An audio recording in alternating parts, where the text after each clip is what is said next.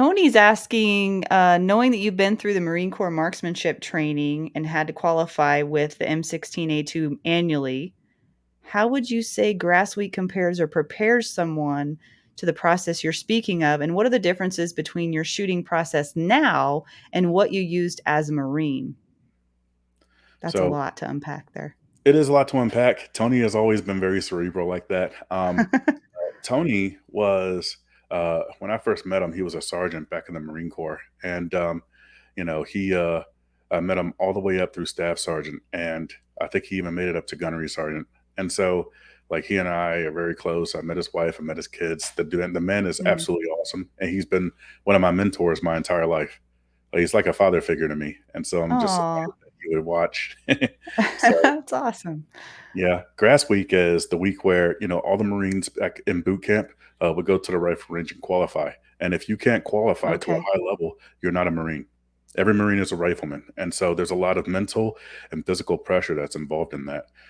Being able to manage that is something that every Marine is expected to do, just by the Mhm. sheer toughness and determination that he has. Um, the stuff that we're doing now is a little bit different because a lot of people just aren't equipped. They're not. They're not I don't want to say they're not trained that way. I just want to say that it wasn't really part of the equation when they first started, you know? Mm. And so, because the Marine Corps, everything in the Marine Corps, especially boot camp, is it tests you physically to reveal what's there mentally and emotionally. And I think it's a different game, but it tests the same things.